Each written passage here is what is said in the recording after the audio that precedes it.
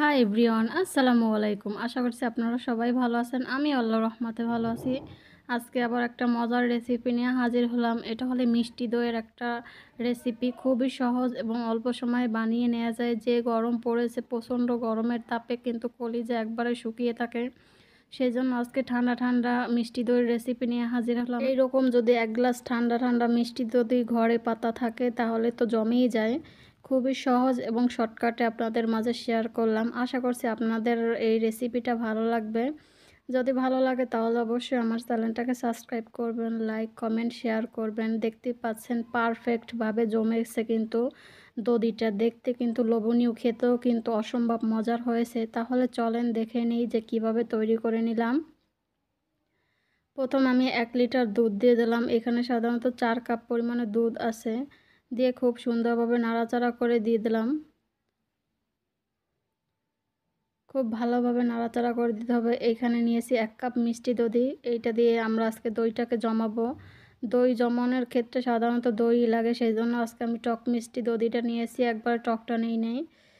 তারপরে একটা স্ট্যানারের সাহায্যে আমি সেঁকে নিলাম, এক্সট্রা পানিটা ঝরে যাবে। আর এইখানে আমাদের দুধটাও কিন্তু বলক উঠে গেছে, কিছুক্ষণ ফুটিয়ে নেব আমি। বেশ কিছুক্ষণ ফুটিয়ে নিয়েছি। এখন আমি নামিয়ে ক্যারামেলটা করে নেব। যে ক্যারামেল কালার হয় সেই জন্য ক্যারামেলটা তৈরি করে নিলাম। 1/3 কাপ চিনি দিয়ে দিলাম আমি। এখন নাড়াচাড়া করে ক্যারামেলটা তৈরি করে নিব। ভালো করে ক্যারামেলটার কালার চলে এসেছে। এখন গরম দুধটাকে আমি ঢেলে ভালো করে নাড়াচাড়া করে মিক্স করে নিব। মিক্স করা হয়ে গেছে। এখানে দেব 1/3 কাপ গুঁড়ো দুধ। এই দুধটা দিলে কিন্তু দধিটা পারফেক্টভাবে বসে। আপনারা চাইলে দিতে পারেন অথবা স্কিপ করতে পারেন। আর এখানে দিয়ে দিলাম 1/2 কাপের মতো চিনি। চিনিটা অবশ্যই আপনাদের পছন্দ মতো দিয়ে দেবেন, কম বেশি করে। দেখতে পাচ্ছেন ভালো করে বলক উঠে গেছে। এখন আমরা 4 কাপ দুধকে আমি 3 কাপে করব জাল করে। খুব সুন্দরভাবে অনেকক্ষণ যাবত নাড়াচাড়া করে 3 কাপ করে নিতে হবে এই দুধটাকে। 3 কাপ করলেই পারফেক্টভাবে দুধটা হয়ে যাবে আর আমাদের দধিটা খুব সুন্দরভাবে বসবে। যেহেতু এখানে গুঁড়ো দুধও অ্যাড করা আছে সেই জন্য অতটা কমানোর দরকার হবে না। আর এইখানে যে মিষ্টি দধিটা নিয়েছি, এখন আমি একটা স্ট্যানারের সাহায্যে আমি ব্লেন্ড করে নিব দধিটাকে মসৃণভাবে, খুব সুন্দরভাবে। আর ওদিকে আমি দুধটাকে জাল করে ঠান্ডা করে নিয়েছিলাম। খুব সুন্দরভাবে যখন আমাদের হাতে সইবে এমন তাপ থাকবে তখন আমাদের এই কাজটা করতে হবে। দুধের সাথে দইটা মিক্স করে নিতে হবে। বেশি গরমের সময় দিতে যাবেন না, তাহলে কিন্তু ফেটে যাবে দুধটা। দেখতেই পাচ্ছেন খুব সুন্দর করা হয়ে গেছে। একটা জাগে ঢেলে নিলাম আমি।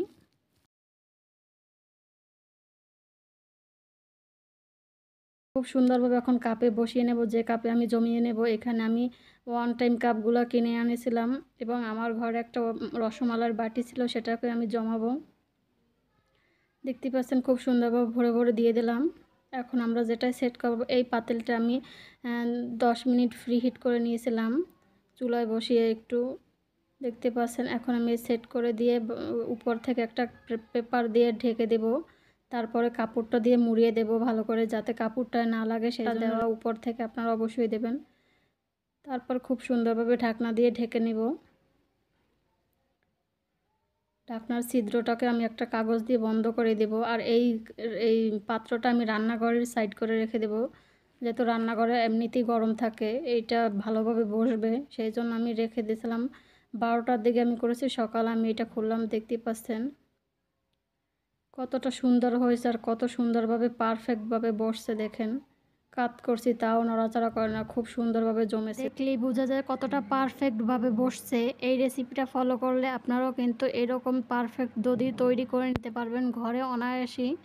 খুবই চটজলদি কিন্তু তৈরি করে নেওয়া যায়, খুবই সহজ।